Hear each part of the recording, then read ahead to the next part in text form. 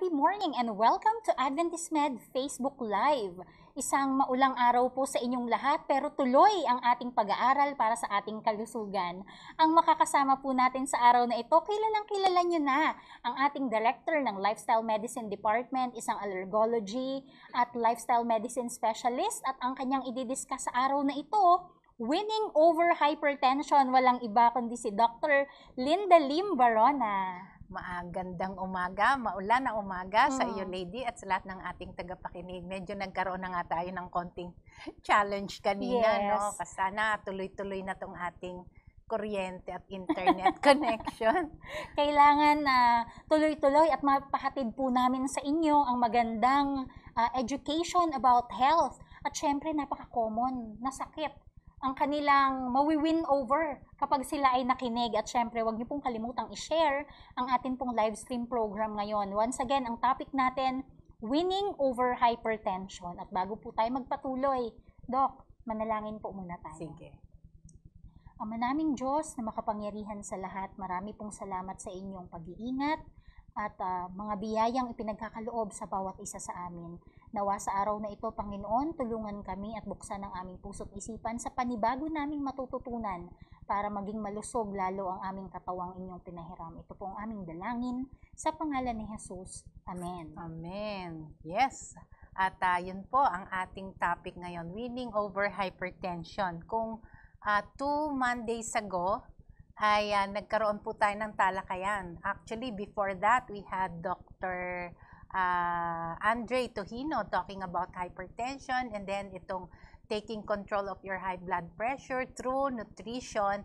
Sequel naman to kasi lady, may mga iba pang part ng hypertension, yung management na hindi natin natalakay at napag-usapan. Kasi tama yung sinabi mo, lady, na napakakaraniwan itong sakit na to. In fact, sabi ng World Health Organization, there are almost 1 billion people who have or who are suffering from hypertension. At grabe, no? And ang, I don't know, bad news nito, 2/3 daw nito ay nasa developing countries. At kasama tayo doon, Dok, ang Pilipinas. Kasi kumbaga nagsimula siya na di ba? Na siya ay sakit ng affluence, no, yung mga westernized or yung lifestyle diseases. Pero ngayon, mas dumami ang mga galing sa developing countries at kasama na po tayo diyan, ano? And hypertension is one of the most important causes of premature death worldwide, and the problem is growing. Ang sabi nga nila, by 2025, may ine-estimate silang 1.56 billion adults na will be living with hypertension. Parang naging parang part na ng buhay, which should not be. Kaya po nandito tayo, pinag-uusapan natin to para ma-avoid at ma-prevent natin, di ba? Napakarami, Doc, ng 1.something billion, hindi milyon ang usapan na ito, billion, no? At mas marami pa yan sa populasyon ng Pilipinas, hindi tuloy natin alam kung 2/3. Yeah, actually, ang natin ngayon, mga nasa 22% ng Filipinos. Grabe, napakadami po nun, Doc. Ibig sabihin, 1 sa 5. Kung sa isang pamilya pala, 7 sila. Siguradong may 1 hanggang 2, posible nang magkaroon nitong sakit na ito. Kaya kadalasan ang naiisip ng mga tao ay parang lahi at saka parang natural part ng buhay na pag tumapak ng 40 or ng 50, maha-high blood na sila. Hindi po yun totoo. Kaya yun ang ating gustong mai-address para matulungan ang bawat isa, hindi ba? Okay? At so yung mga pinag-usapan nga natin last time, yung mga about nutrition or yung anong tamang kakainin, di ba? For hypertension, kaya pwede po ninyong balikan yon, yung ating discussion na yon. Ngayon, we will go to other aspects ng lifestyle changes na pwede nating gawin para matulungan ang ating high blood pressure or kung wala pa tayo nun, ma-prevent. Yun ang pinakamaganda. Tama. Gusto talaga nating ma-prevent. Kung merong 1 in 5, siguraduhin po natin hindi tayo yung isang yon. Tama. Ano? At kaya Magbilang lagi ka po, ng 5, wag na tayo yon. oo, wag tayong sumama dun sa statistics ng isang yon. Oo. Kaya once again, Doc, gusto ko lang encourage ang ating mga viewers. Ayaw po natin na yung mga mahal nyo sa buhay ay mag-suffer from hypertension. Kaya sana po patuloy nyong i-share ang atin pong live stream program ngayon. Magtulong-tulong po tayo, lalo pa ang impormasyon na ito ay napaka-importante pero libre. Yes, tama yan. Ano? Talagang ito ay aming social responsibility to help our mga kaibigan, mga kababayan tungkol sa sakit na to. Kaya yung unahin natin, lady, no, yung physical activity. Ano ba tong physical activity? Ibig sabihin yung may movement tayo, no? Ang nakita nila sa pag-aaral na yung regular aerobic tsaka yung resistance exercise ay nagiging beneficial for both the prevention and treatment of hypertension. So kung may high blood po kayo tsaka, o kaya wala pa, ito pong physical activity ay nakakatulong. Tapos ang sabi nila, yung strength training, no, yung parang yung strength na mga exercise, tapos yung resistance or strength exercises 2 to 3 days per week, it will make a difference na sa atin.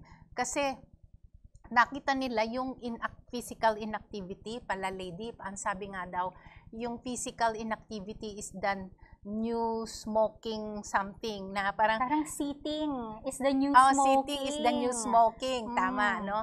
Na yung parang yung dangers ng paninigarilyo, ganun na rin pala yung walang ginagawa, yung physical inactivity. And ngayon po talaga napakahirap or malaking challenge to kasi tayo ay nasa lockdown, more or less, kahit hindi na lockdown, pero limited pa rin ang ating activity. And tapos we have sa school, no, yung virtual na education. Yes. Ang mga kabataan ay usually nakaupo. Tsaka maski nga tayong mga adults, di ba, puro mga meeting, sa meeting, virtual meeting, nakaupo rin. Kaya we have to do something about it. Totoo yan, Doc. Kasi nakita nila, 9% ng premature mortality. Yung sabihin, yung hindi dapat namamatay, no? 9% noon, mga 5.3 million of the 57 million deaths occurred worldwide dahil daw sa walang physical activity.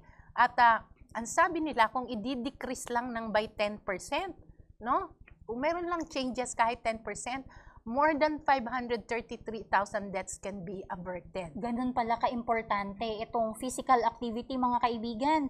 Nabanggit ni Doktora kanina yung mga bata, hindi lang bata, lahat tayo yung mga estudyante, laging nakaupo. Sa klase, minsan nakahiga pa nga, Dok. Kasi syempre pinapatay naman yung pinapatay naman nila yung camera nila. Tama. Tapos tayo lagi sa meeting. Dok, lagi tayo magkasama sa meeting, di ba? Actually, long hours. Actually, nung isang linggo, meron akong inattenda na isang webinar. At natuwa ako, sabi ko, ay gagayahin ko to. Kasi nung siya ay nagle-lecture or nagmo-moderate pala siya ay naka-standing position. No? Nakatayo po siya. So, tinaas niya yung kanyang laptop. Kaya sabi ko, lady, pwede yata tayong mag-online ng ating nakatindig. Wow, pwede, Dok. Maybe in the future, try natin. Dok, meron akong binili. No? Pwede sigurong gawin ng mga nasa bahay dyan or nasa opisina. Yung table na, hindi siya, para siyang breakfast table. Pero ang ginawa, ilagay mo sa table mo. So kapag ginamit mo siya, pinatong mo yung laptop mo, nakatayo ka na. Okay, tama yan. So I think we have to be creative. Yes. Kasi we have to, parang fight. In fact, ako nga rin this morning, kasi umaulan, so I cannot go out to have a walking. I did it dun lang, maliit lang yung aming sala, pero ikot-ikot na lang, basta galaw-galaw, di ba? So talagang ibig sabihin, Dok, kung tayo ay padadala sa environment, for example, umulan, o wala ka talagang magawa, tapos syempre feel mo, matatamad ka pa. Dapat hindi ganon. Yes. No? Tayo talaga yung gagawa ng paraan para makapagkaroon ng mga movements, kasi marami naman pong stationary, jogging in place, jumping jack, yes, at marami pang iba. Yeah, yung binanggit ko kanina, yung mga stretching, di ba? Okay. So if inactivity were decreased by 25%, more than 1.3 million deaths daw can be prevented. So talagang it has to start from us, no? Talagang sa atin. Kaya natin inaano to, pinapakita. Ngayon merong guidelines, no, yung physical activity guidelines for hypertension. At yon ay nabanggit ko na before many times tong physical activity. Pero gusto ko lang i-highlight yung what's new regarding exercise and hypertension. Ito yung mga latest findings nila kung ano ba yung silbi or ano yung ginagawa ng hypertension. Number 1, ang sabi, regular participation in leisure time physical activity. Ibig sabihin yung, basta meron kang exercise na leisure time, attenuates the development of hypertension among adults with normal blood pressure in dose response fashion. So, ibig sabihin po nito, pag meron po kayong regular, no, leisure time physical activity, hindi yung mga strenuous, basta yung medyo merong ginagawa or merong activity, ang blood pressure daw ng adults ay bumababa, no?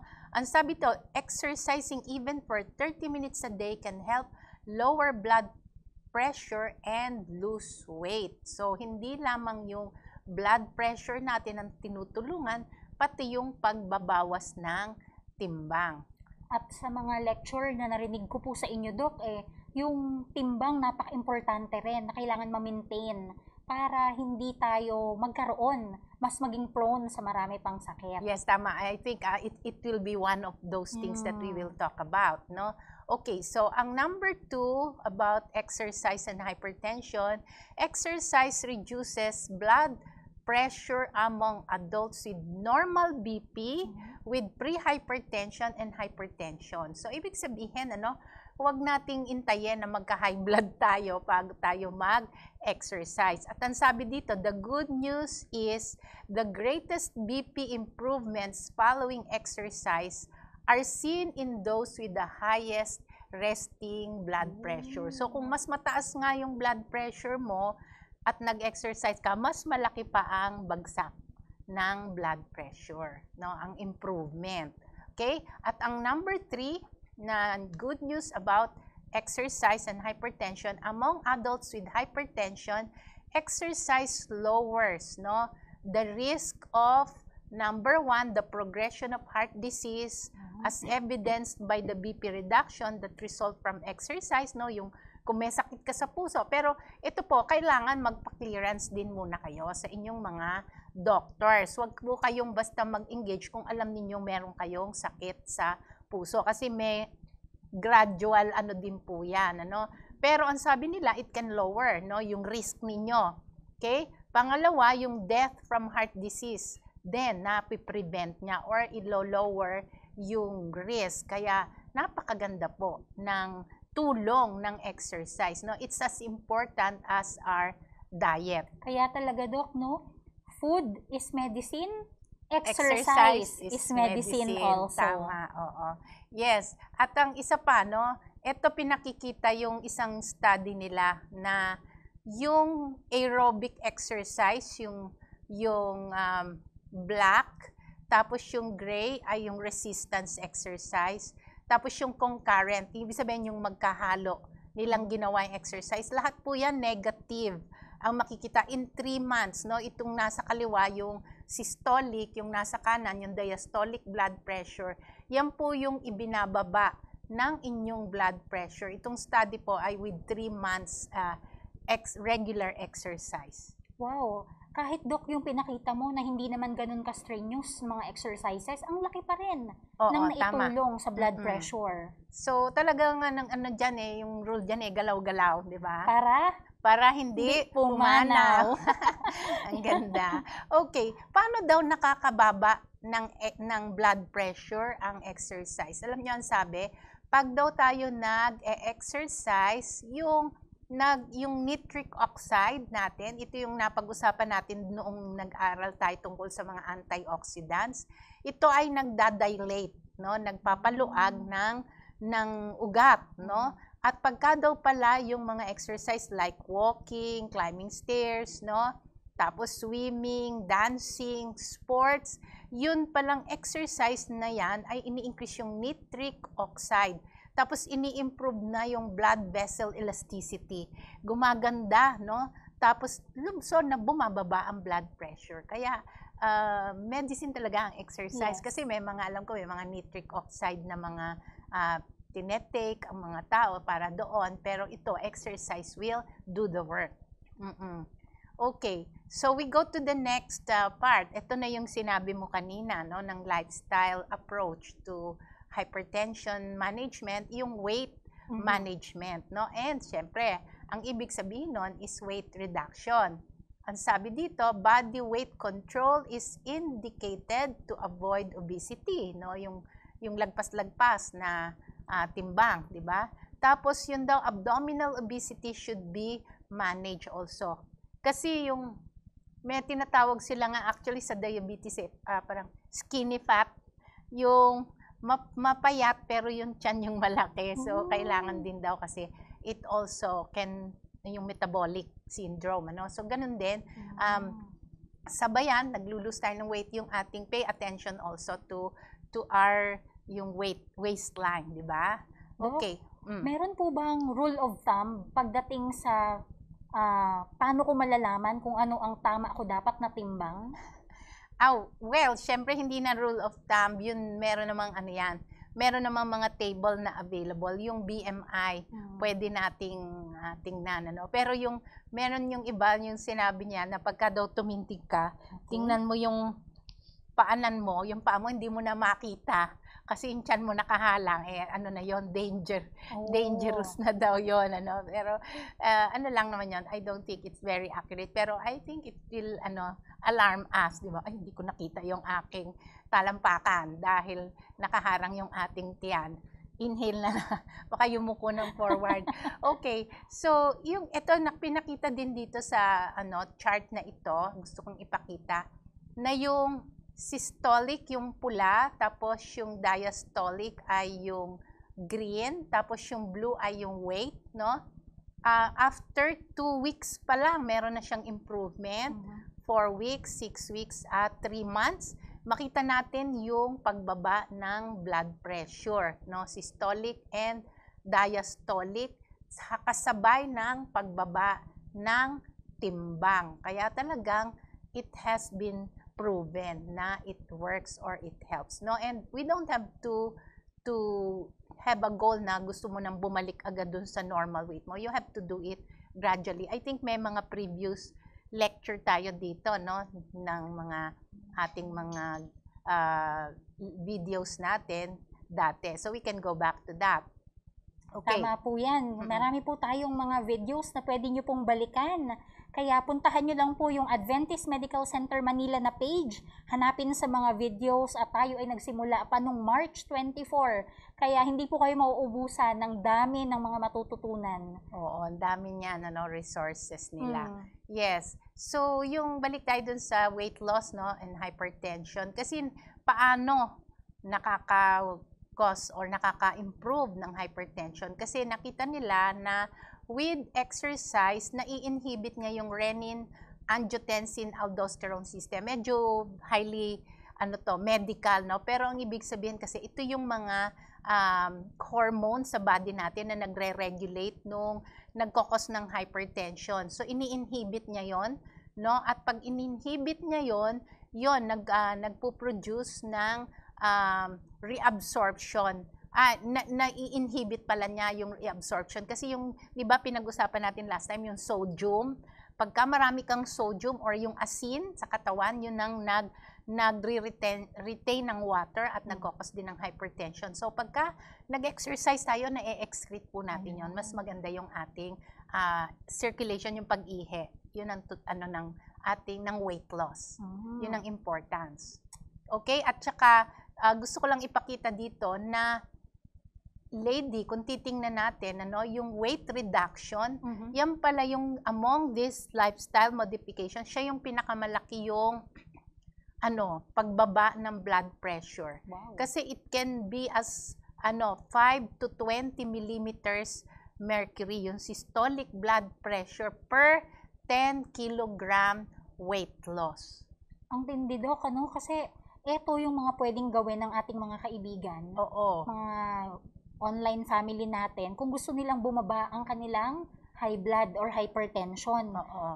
So, napakaganda, weight reduction, na ituro na rin natin yung about sa Yes. DASH diet. Oo, So, tama. lahat ito talagang, kung gagawin pala nila, Doc, what if ginawa pa nila, hindi lang isa?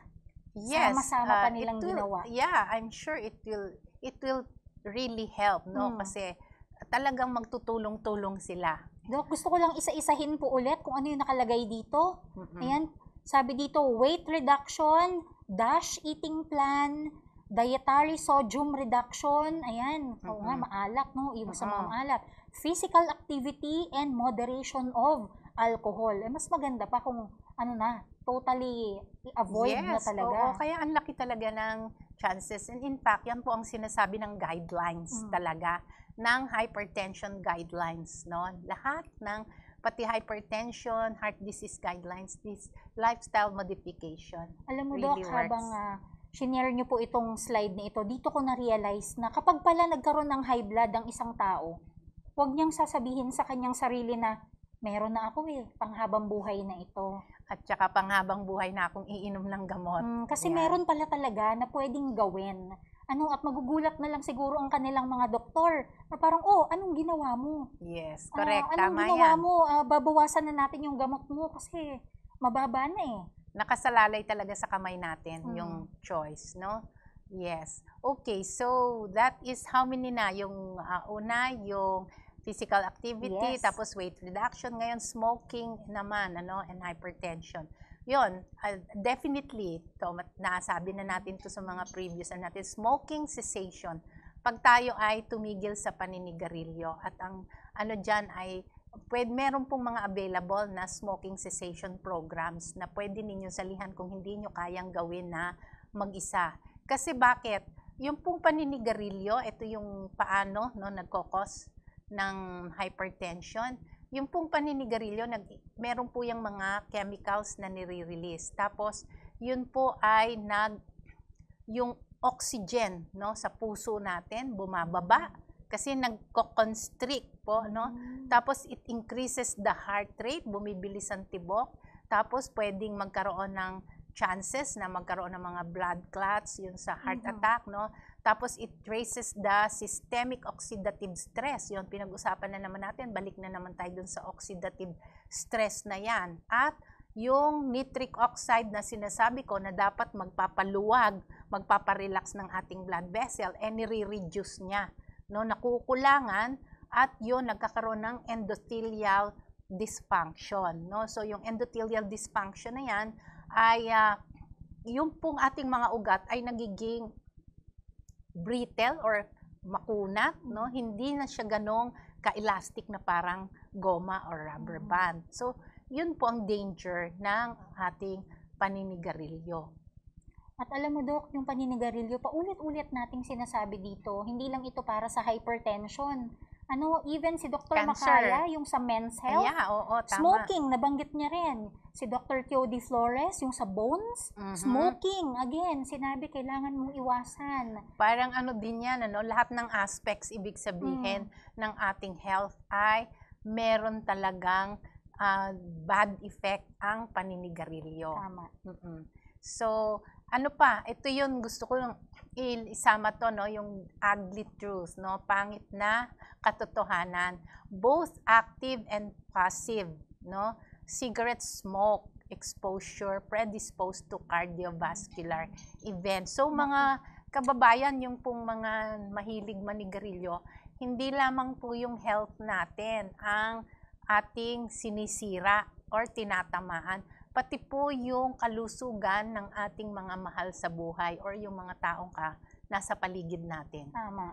Kaya talagang kailangan po ay mas maging strong yung ating will na ito ay gawin. Alam namin mahirap ito kasi syempre may withdrawal and all. Pero tama po kayo, may mga programa ng smoking cessation. At kung meron pong mga interesado dyan sa smoking cessation program, pwede nyo po kami sigurong i-message. At kung madami ang interesado ay titingnan po natin kung ano ang pwedeng maitulong ng Lifestyle Medicine Department. Yes, that will be good. Kasi hindi na lang po pansarili natin ang ating titingnan, ano, yung ating pagmamahal sa ating mga mahal sa buhay ay nakasalalay din po dyan sa kung tayo ay titigil o hindi sa ating paninigarilyo. Tama. Oo. So, ang kasunod ay another bisyo, no? Alcohol naman, lady. Although, ang recommendation ng guidelines is moderation of alcohol consumption, no? Ang sabi nga daw ay dapat ay sa mga kalalakihan, 2 standard drinks lang, tapos 1.5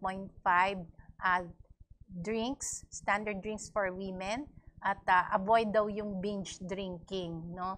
Ang ibig sabihin niyan, lady, parang limit ka lang sa mga 1 or 2 glasses, 1 glass lang or 2 glasses sa kalalakihan. Pero medyo sa akin ay why do it? Kasi parang ang sabi nga, may nabasa ko, it's a double-edged sword. Parang sibat na matalas pareho, delikado rin pagka it may have a good thing, pero medyo ano rin siya, matalas din yan kung sumusobra. And mahirap kasi kung sasabihin natin, in fact, yun ng social drinking na sinasabi, doon nagsisimula yung alcoholism, yung habit, no? Kasi hindi niya namamalaya, nahuhook na pala siya doon sa habit na yon. At saka alam mo, Dok, naniniwala ako dun sa sinabi mo, yung tanong mo na, why do it?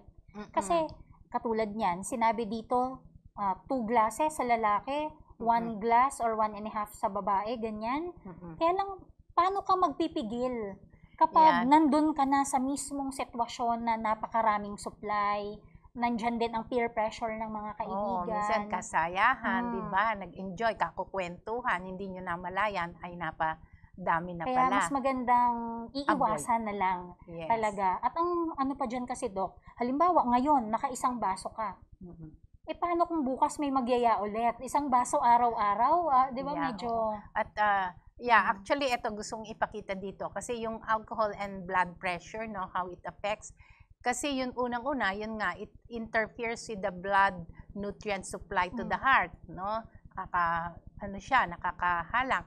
Tapos, pati yung ating liver, no, inaapektuhan. Yun yung marami ngayon, fatty liver, actually. And then, hindi lang yun din, sa liver, nandun din yung renin-angiotensin enzyme na yun, na sinasabi ko, na nagmo-moderate or nagpiprevent ng, pag nabablock ay nagpiprevent ng hypertension. So, inaano niya, no, na-i-increase yung blood pressure with alcohol. Tapos, too much of alcohol can reduce, no, magnesium level in the blood. It can lead to blood pressure increase. So, I think nabanggit ko yon dun last time na yung magnesium ay isa ring content ng mga pagkain na nasa fruits and vegetables, nasa plant-based food. Pag yung too much alcohol, nahaharangan po niya yung magnesium level na yon at nakaka-apekto rin. Kaya nagkakos ng hypertension. So, yun po, iiwasan natin. So, review again, lady, we had... Siyempre, naka-4 na tayo, Dok. Yung una, kailangan natin ng physical activity. Ayan. At syempre, yung sunod dyan ay weight reduction. Yung tamang BMI. Sa ating height, tama yung ating, kailangan ma-perfect ko to. Smoking. Ayan. Okay, sige, quiz tayo. At number 4. At syempre, yung pang-4, iwas po tayo sa alcohol. Yes. Okay, so we go to the 5th one. And this one is stress and hypertension. Naku, yung stress na yan. Ang dami ngayon yan, Dok. Naniniwala ka ba, lady, nga na yung stress ay nakaka-high blood? Oo, Dok, lalo na yung mga sobrang init na ng ulo, talagang tataas talaga ang dugo. Tama yun, na high blood ako. Di ba? Kadalasan nating sinasabi na high blood ako dyan. Totoo po yun. Bakit? Kasi pag tayo po ay na-stress galing sa brain, no? Magsisignal na po yan sa katawan natin. At yung mga hormones natin, yung adrenals, no? Yung heart natin, yung blood vessels natin ay naaapektuhan. At pati yung adrenals, pwede yun sa corticosteroid, no, na nag-i-increase ng ating blood sugar. Talagang, even the muscles are very tight, no, at yon ay nagkokos ng hypertension. So, kailangan po talaga ay medyo stress management. So, hindi stress-free. Stress management lang. Kasi Correct. sa buhay, Dok, no, parang hindi naman yata posible na wala ka talagang kaka-estresan. O, tama. If you Oo. remember yung, di ba, meron tayong topic ng about stress, no, di ba? Na yung pag may stress ka, yung eustress, maganda rin yun. Kailangan meron ka ding konting stress sa buhay or yung manageable stress kasi it's the one that will push you or motivate you. Pero pag yung stress na yon sumobra-sobra na at naging chronically stressed ka na, yun na yung magpapabagsak sa immune system. At ngayon, ito sa hypertension, di ba?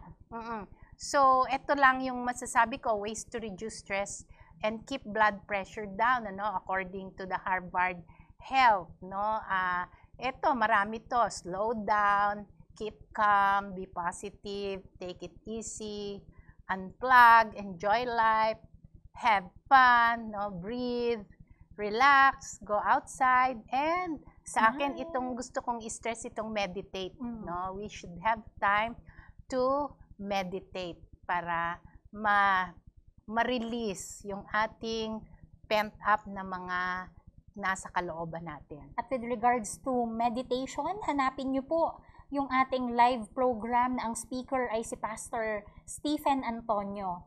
Kasi diniscuss niya po yan yung right na type ng meditation. Ayun. Hindi yung para kang nawawala sa mundo. Oo nga, parang Lilinawin niya naglalakbay po yung... yan. Oo, I think that is very good. Kasi alam niyo po, marami ngayon na mga style ng meditation. So we have to be able to discern or to find out which one is the one that is really good for us. That's right. Doc, bago tayo magtuloy-tuloy sa ating usapan, babatiin ko muna yung ating online family. Sige. Ang dami pong mga nanonood kahit na siguro ay maulan sa mga lugar nila ngayon. Okay, nandito si Ma'am Rosemary Huelar. Good morning din po, ma'am. Si Ma'am Belle Alcoriza. Oh, Belle, inaanak. Sabi niya dito, a blessed stormy morning to you, Miss Lady and Ninang Linda. This discussion is very timely and relevant. Nasa pagudpod siya. Thank you very much for sharing your expertise and giving us practical advices. Blessings din po sa inyo dyan ni Doc. Yes. Ayan. Nandito rin si Miss Lemar Naryakam watching from Hale, Saudi Arabia. Wow, ang layo. Hello po dyan sa inyo. Si Ma'am Nora Pasco Fiadacan watching from San Pablo City. Tita Lids Pluel from Caloocan. Ma'am Nelly Makatugal. Hi Nelly, hello. J.E. Loredo is here. Angelina Patalinghog. Rosvic Taktakon Regio. Very nice daw po ang information, Doc. Thank you. Reynora Reyes Bencito. Attorney Rolando Agustin and Ma'am Cecil. And Ma'am Cecil, hello po. po.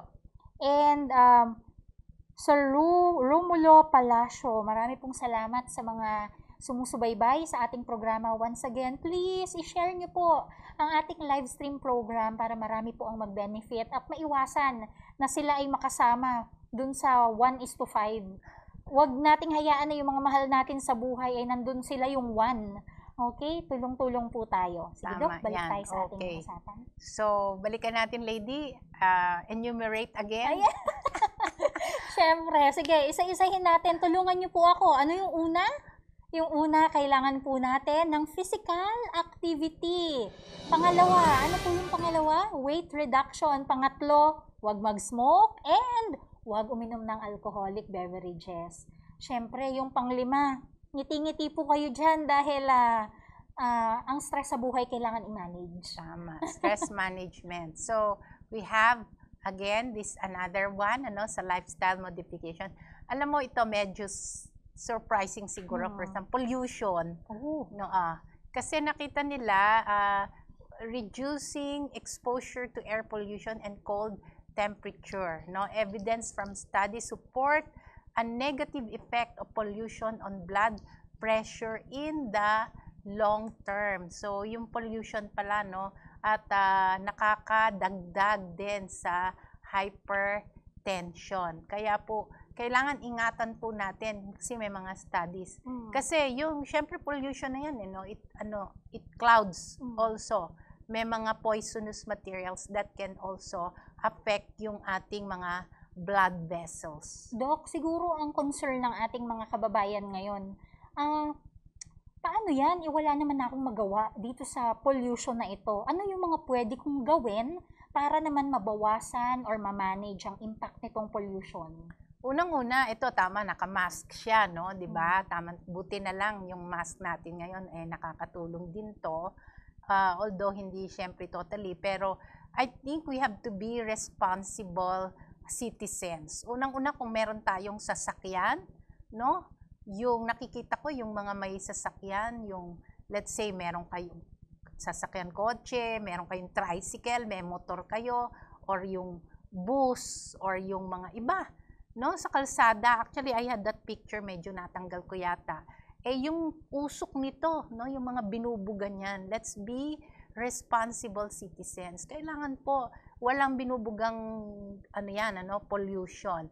Pangalawa, yung mga ibang klase ng pollution. Iwasan din po natin yung pagsisiga, pag-burn, no? Yun ay mga nakakatulong. And I think we also had before, 'di ba, yung sa saving the environment, even eating yung mga beef or yung mga cattle products, nagdadagdag po pala, raising this cattle can add to the pollution of the environment.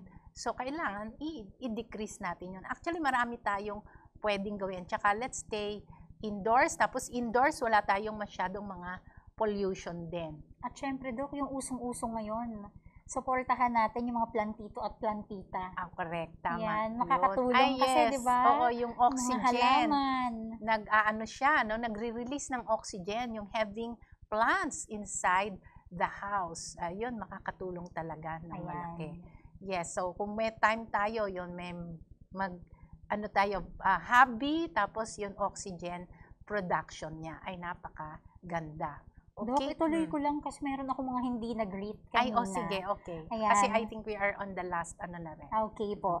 Watching also, si Ma'am Imelda Latag Mindoro. Hi. Ayan, watching from San Pablo City. Si Mel D, kilala ko siya. Naalala ko tuloy Mindoro kasi mayroon akong teacher na favorite. Opo. So siguro kaano-ano niyo po kaya si Ma'am Wilma? Kasi taga dyan din po siya. Andito rin po kasama natin si Ma'am Flor Ilaw Dagos. Shared it already. Thank you very much for the nice program. Love you with God's unfailing life. Thank you Ma'am Flor. Andito rin si Ma'am Penina, Mariana Vigafria, Lady Lynn Falculan Tugenyo. Good morning daw po and thank you sa information.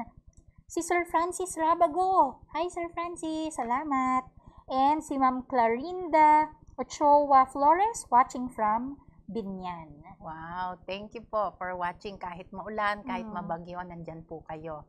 Okay, so next na, kasi we talked about nutrition last time, no? Pero gusto ko lang medyo dagdagan ng kaunti, another aspect dun sa nutrition. Kasi pag-usapan na po natin yun, kung gusto nyo, balikan niyo about yung sodium, potassium, tsaka yung kung ano ba yung mga healthy diet, no, nakakainan. Pero ito, gusto ko lang i-stress itong vegetarian diet and hypertension. Kasi marami pong mga studies or researches na lumabas, no, makita po natin kung paano ba natin i-bridge yung ating diet, no, to a very healthy diet. Actually, meron ako isang nabasa na journal, ano, sabi niya, despite of all the positive findings for the beneficial effects of dietary modifications, the healthcare practitioners are still not clear as which dietary approach is recommended. Kasi marami yun, mga Mediterranean, yung mga iba't ibang klase. Pero meron lang siyang isang conclusion or observation. Ito, it has been observed that individuals on vegetarian diet are less likely to develop hypertension and other cardiovascular diseases. Di ba napaka-importante niyan, lady? Kung pipili lang daw tayo ng klase ng diet, ito nang sa plant-based or sa vegetarian, ano? Kasi itong merong actually marami itong pag-aaral or researches, pero ito lang yung isa yung kinuha ko lang, no? Pero yung kasi may Adventist studies, na-share ko na rin to, yung Adventist Health Study. Marami po yan, several decades, iba-iba pong period, no? Mga 1970s, nagsimula na po yon, tapos ito hanggang 2000, 2010, meron na po. Ang sabi po, summary na nga lang, kasi ang title ay sa journal to publish, Beyond Meatless, The Health Effects of Vegan Diets, no? Finding from the Adventist cohorts. Ang summary dito, ang sabi dito, no? Lady, pakibasa mo. Sabi dito, in summary, vegetarians have consistently shown to have lower risk for cardiometabolic outcomes and some cancers across all three prospective cohorts of Adventists. Beyond meatless diets, further avoidance of eggs and dairy products may offer a mild additional benefit.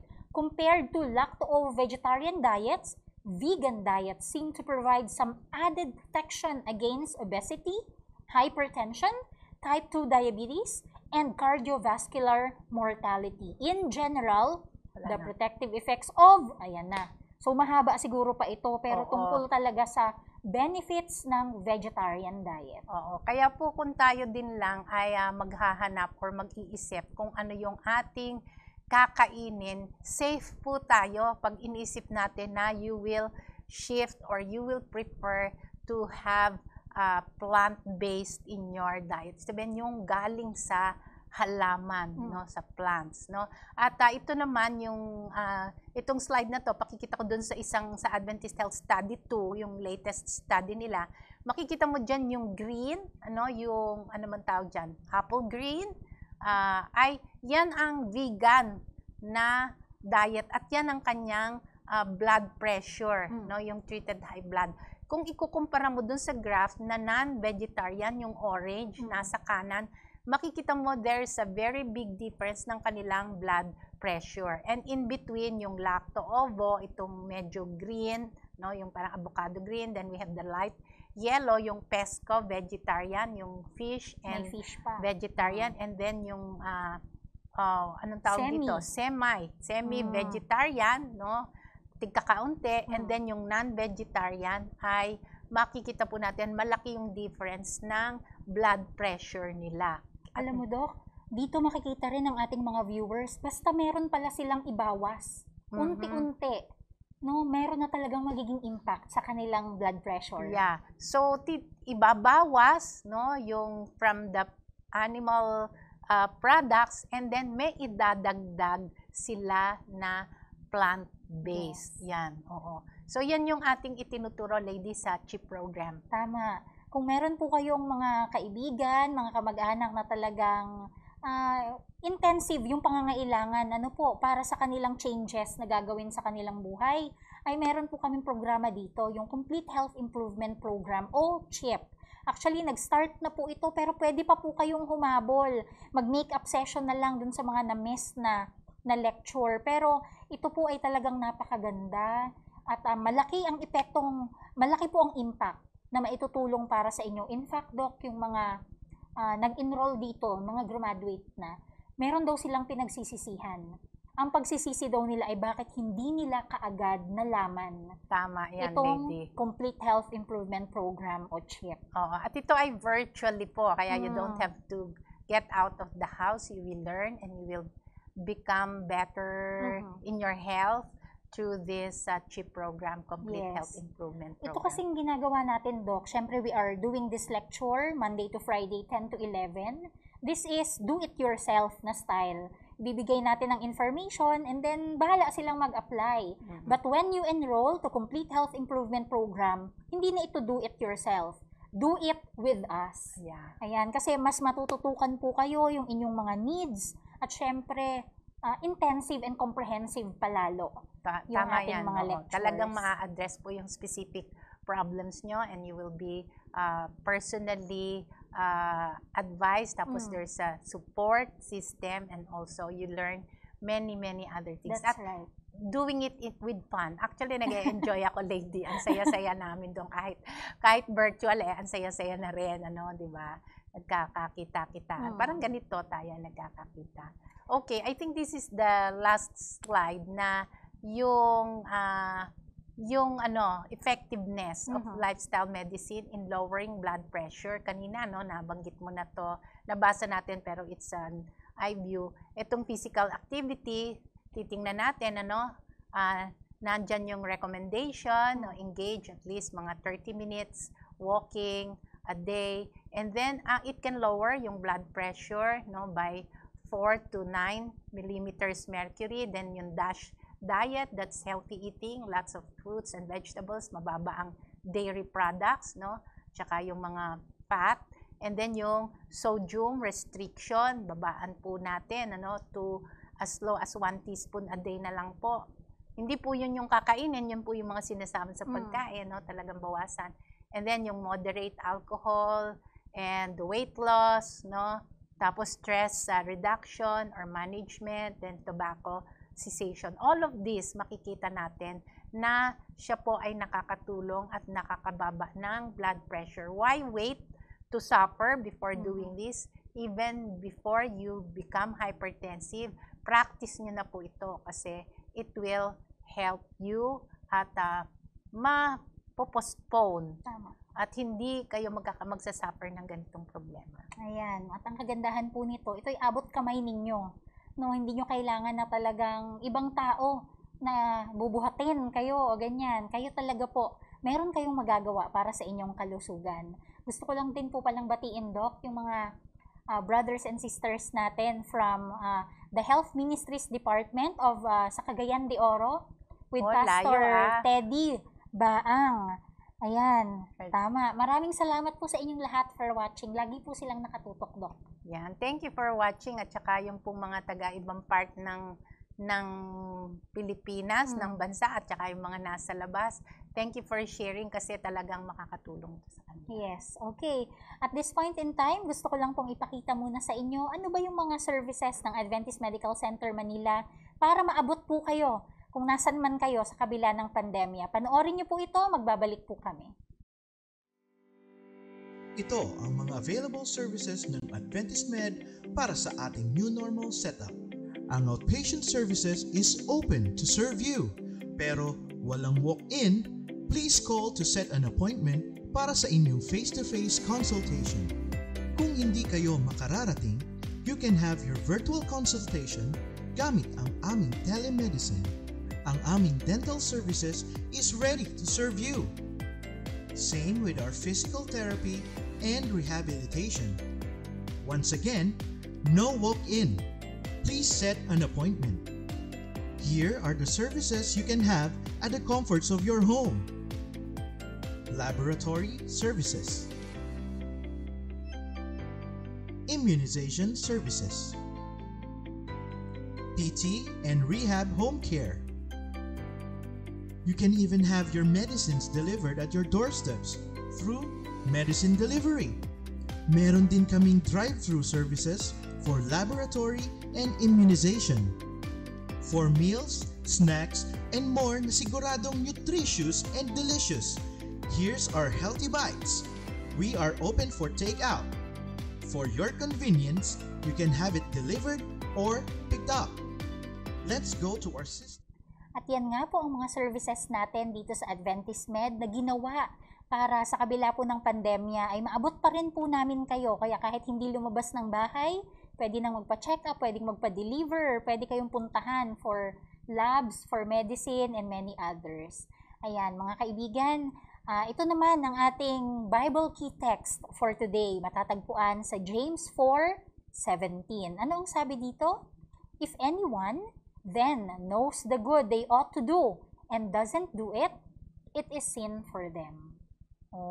Hindi talaga natin maiwasan na kapag meron na tayong alam, tapos hindi natin gagawin, medyo mabigat din talaga sa kalooban, Dok, ano? Actually, nung pinili ko tong verse na ito, naisip ko, wow, parang baka mako-condemn ang mga tao. Pero I think nung sinabi yan ni James, nung nagsulat, he really meant well na kung ano yung matutunan natin, dapat gawin na natin. It's our responsibility. Kasi kung hindi, it's a sin pala. Na, to us. To us. Oo. Hindi dyan, nakalagay dyan, it is a sin for them or to them. Ibig sabihin, sa sarili natin tayo nagkakaroon ng pagkukulang. Kasi syempre, alam na natin na meron tayong dapat gawin para sa ating ikabubuti at ipanalangin natin, na simulan nating magawa. Dahil yun, Dok, yung pinakamahirap yung first step. Pero Yes. habang ginagawa mo na, nagkakaroon ka na ng tiwala sa sarili mo na, aba, kaya ko pala. Naka-isang linggo na pala akong medyo healthy ang aking lifestyle. Yeah, actually may assurance naman dyan ng Panginoon na I can do all things through Yes. Christ, no? Kung hindi natin kakayanin yan. So we just have to come to Him Yes. and tell Him, ask Him to help us. Dok, can you pray for all of us today? Sige, mag-pray po tayo. Panginoong Diyos, salamat po sa inyong biyaya na tinanggap sa umagang to, na matutunan namin kung paano namin magagawang iwasan ang mga sakit na ngayon ay bumabalot sa buong mundo at nagbibigay ng mga problema. Lord, you are the great healer and physician. Please touch with your healing hand lahat po ng tao na nakikinig, nanonood ng programang ito, na sila ay tulungan at bigyan ng malusog na pangangatawan. At kami ay magtiwala sa inyo ng lubos-lubusan dahil binigay ninyo ang inyong anak na si Jesucristo para iligtas kami sa mundong ito ng kasalanan at magkaroon ng buhay na walang hanggan.